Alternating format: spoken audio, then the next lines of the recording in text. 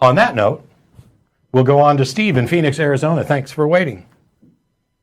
You're welcome. Thanks, Matt. I've tried to call him several times, but I seem to miss you all the time. I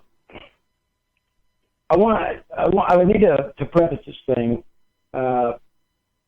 Things are either true or not true, right? Correct. And thank you for saying that things are either true or not true, rather than saying things are either true or false, because that saved us a whole conversation. Right. Okay. So basically, we could split everything into two columns. And what is true as an absolute. I don't understand what you mean. I'm happy to say that everything is either true or not true. I don't know why you would have to bring in an absolute. Well, let me ask you this. Okay, is what is possible, is that true or is it not true? If something is possible, you got a 3 on a dice. It's possible to roll a 3, right? If you have a standard die that includes a 3, then we calculate the probability. Yes, it's possible to roll a 3, assuming that the die isn't configured so that it can't roll a 3. Then you would say that it's true. Then you could say that you can't say that it's true that it will roll a 3. It can't say that it's true that it will roll a 3. Well, all right. Let me. True and not true are like two ends of a string. Would you agree with that? No. There's everything fits into one of the two columns. Yes, everything is either true or not true. We established that in the very first opening sentence. Okay. So what can we put into the true column? That gets down to a definition of truth, and the definition of truth that I use most frequently is a thing is true if it conforms to the facts of reality. Okay. Is truth absolute? Yeah, you'd have to describe what you mean by absolute, but in the sense that it is true, where identity is self, it's absolute in that sense. That I hope you're not talking about confidence levels, because I don't think you can be absolutely confident about anything. But when you say, one is one, and then you say that statement is true, there's a context in which it's absolutely the case that statement is true.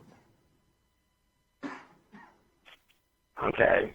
Well, I'm trying to see what we're getting to, because right off the bat we agreed everything's true or not true, and I'm trying to figure out what it is. What case are you trying to make? Okay. Well, okay, because I believe in God because I believe in truth.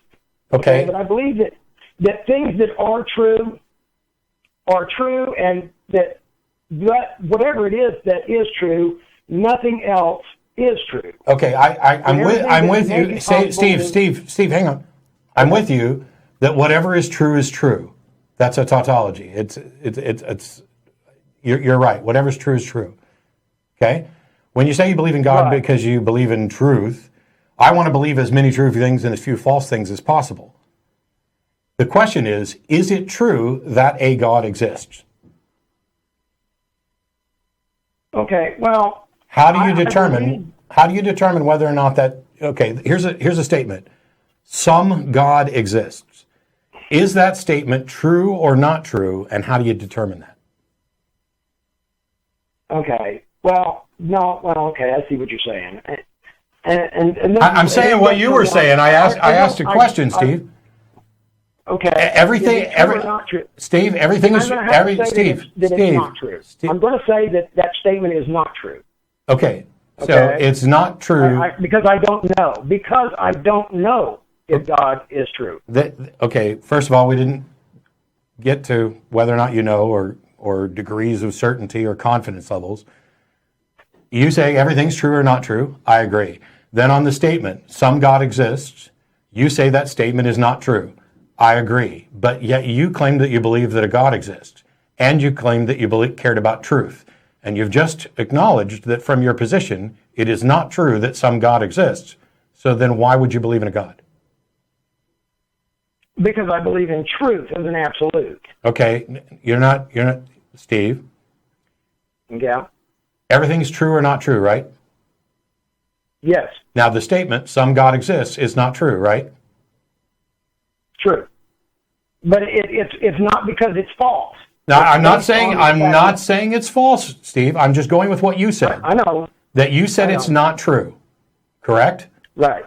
And yet you claim that you believe in a God, and that your reason for believing in a God is because you believe in truth. And yet you are now in contradiction because you are believing something to be true while acknowledging that it's not true. Well, I'm acknowledging the fact that I don't know as an absolute. No, you're not, Steve, because I set aside this idea of knowledge and absolutes. I just said the statement, some God exists. Is that true or not true? And you said it's not true, and yet you still believe, and yet you also claim to care about truth. Those things are irreconcilable. Okay. You cannot say X is not true, but I believe X and I care about truth. One of those three things has got to go. Which one is it? Okay. Well, then I believe that God is true. You believe that God is true. That's a nonsensical statement. I believe that God exists. Okay, you believe, so the statement, some God exists, you believe is true. Yes. But you just a minute ago said you believe it's not true, or that you're evaluating is not true. So now you both have claimed that you believe that some God exists is true. Okay. And that you believe some God exists is not true. I'm not verbalizing it right. I may have misspoken in that sense then. I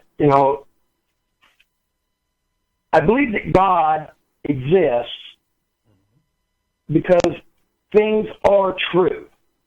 This is what God represents. What does God and his existence have anything to do with truth? Because I'll tell you right now that no matter what you say, any defense you give of this is necessarily circular. Because now you're going to say there can be no truth without God, and therefore, because there's truth, there is God. No. Okay. I'm not saying that. I'll bet you $1 you're getting ready to. Oh. Well, I may send you $1. I believe that things are true. Okay? And I think that God represents those things in the sense that truth is knowable, isn't it?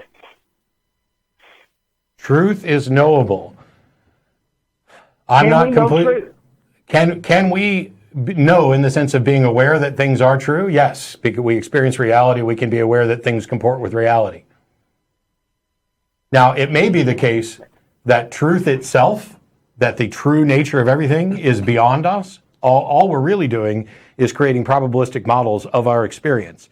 But when you say that something comports with reality, and we're going to define this as true, then yes, we know of things that fit that definition. But there's also things in the universe, things that we haven't discovered yet that are true, but we don't have knowledge of it currently. We haven't, reached that far, or looked in that space, or whatever else. And so that didn't affect the fact that those things still are true in their own right, whatever. Yeah, 5 miles under, 2 miles underground on Neptune at a specific coordinate is a 27,000 carat diamond. Let's just say that that's true. That doesn't mean anybody knows that it's true. It's a fact about reality that we have not yet discovered, but we could go there and discover it, and when we discovered it, then we would know the truth of this. Now, you believe that a God exists. Why? Yeah. Okay. Well, let me go back. Okay. I think I don't know if it was you or maybe it was Phil or somebody made the statement that God was born out of our ignorance. Oh, I've probably said that about many different ideas about God. I'm not sure that we've actually established which God you're talking about yet. Well, I'm just approaching this from a deist type of thing, a God. I'm not arguing for any specific. I want to. So I've said this before, it's more along the lines of trying to define what I believe God is. Yeah, I've said this before, and I'd make no apologies. The God concept within deism is nonsensical, useless garbage. People have identified with a concept and are desperately trying to find a way to make that concept seem real. the deistic God, even arguing for a prime mover. Ultimately, when you get to talk about deistic notions of God, they believe in something of which they can tell you no characteristics or qualities or anything else and have no way to verify any of it. So the deistic God is the single most useless God concept I think I've ever heard. Okay. And if it doesn't manifest in reality in some detectable way, then you have no mechanism by which to claim that it exists. This is why you're doing, okay. This is why, Steve, you're doing the truth dance by saying, I believe the statement is not true. Oh, wait a minute, I misspoke. I believe that there's a God, and I believe this because we have truth, and I believe some things are true, and therefore there needs to be a God for this to be true. No. God, it's not that God. You said a minute ago, you said just a moment ago, God is like the summation of all truth. I don't believe I said that. Well, I put it in different language, but you essentially said that God is all true things. No, that's not what I meant. Okay, what do you mean? God, I think that God represents the things that we don't know. I don't want to know what God represents. I want to know what God is. Because when you say God represents, now you're just using a label placeholder that is an abstraction. Okay. What is God? What God are you talking about? Well, I don't know how to explain this then.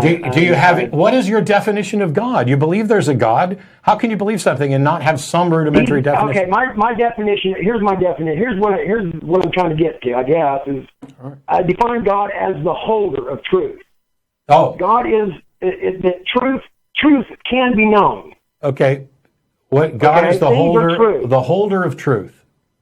Yes. What does that mean, holder of truth? Does that mean somebody who knows all true things? That knows things. Yes, he knows the truth of things. So does he know the truth of all things? Yes. How do you know this? Because truth must be known. Things must be true. I just gave you an example. I just gave you an example of something that could be true and yet unknown. You don't know it. If everybody in the universe dies, including God, but the planets stay here, is it still true that there's a telephone sitting right here on my desk? Yes. Then truth doesn't need to be known. So now go back and try and redefine God again. Wait a minute. Hold up. You said that if everybody's gone except for God and the telephone. No. If everybody's God, every mind is gone, and even the God that you think exists ceases to exist, such that only physical stuff in this universe exists. There are no more minds to know anything. Okay. Is it still true? Is it still true that there's a telephone on my desk? There's no way to know. No, there is a way to know. I just defined the scenario in which everything else remains the same. This telephone is still sitting here, and every mind in the universe and outside the universe, every mind that could know anything, ceases to exist right now, yet this remains the same. Is it still true that there's a phone sitting on this desk? Well, okay, the truth of the phone sitting on the desk would be unknowable at that point. I'm not worried about whether or not it's unknown or unknowable. I'm asking, is it still true that there's a phone on this desk? Okay, is something? Well, that's what I'm trying to get at. Is if something is unknowable, it's indifferent from what exists. Is it still an accurate fact that there is a phone sitting on this desk? No. I don't know what we can continue to talk about then, because what you're describing as truth has nothing in common with what I describe as truth. Truth is that which comports with the facts of reality. And if the fact of reality is that there's a phone sitting on this desk, then it is true that there's a phone sitting on this desk, completely independent of whether anybody is aware of it or not. Your model denies all truth that isn't in the current awareness of some individual, which is why you're positing a God that knows everything when you have no reason to think a God knows anything. Your argument is There must be a God who knows anything, otherwise there can be no truth, which is what I told you you were arguing 10 minutes ago. You owe me $1. Yeah, but that I didn't understand as far as things, if there has to be an external source to hold the truth until it becomes knowable. That's kind of where it was kind of going towards. But I was thinking of the moon Europa. We recently discovered, or relatively recently, that there was a liquid ocean underneath the crust of ice. Yep. That was on the outside. And before we knew that, before we actually discovered that fact, that was true. It was already there. Yep. We just didn't know about it. It was the ice sitting on top, the water underneath. It was sitting there, but we didn't have knowledge of it. That doesn't make it any less true that the water existed, that it was actually liquid water underneath that portion. Now that we know, it's awesome. We can put it in books and put it online or whatever else, but it's been true the entire time as far as we understand. Well, at least as far as that formation is concerned. But he thinks the only reason it was true is because there was a God to know that it was true before us. The truth requires some actual interaction with a mind. Now, this is kind of a fungible idea of truth that separates it from the fact of the matter. And that's why I said, let's just throw out the word truth. The fact of the matter is there's a phone sitting here on this desk. And if everybody who knew about it died, there still would be a phone sitting on this desk. Yeah. We wouldn't be aware of it, and nobody would know it. But the fact that something isn't currently in our awareness, it's like his model makes every discovery not true until it was discovered. Not true until it was discovered. Yeah. And that is a usage of the word truth that is about not what is true, but what we can identify as true. Yeah. And those are two distinct things, and that's why we kept talking past each other about truth, because the fact of the matter of what something is separate from whether or not I understand what it is, or if I'm aware of what it is, or if anybody is aware of what it is. Mm-hmm. But what do I know? Because I clearly thought it was impossible for Jehovah to both be everywhere and not be in me. You certainly inhaled them. That was the thing. That's the thing that happened. It's Jehovah, man. All right.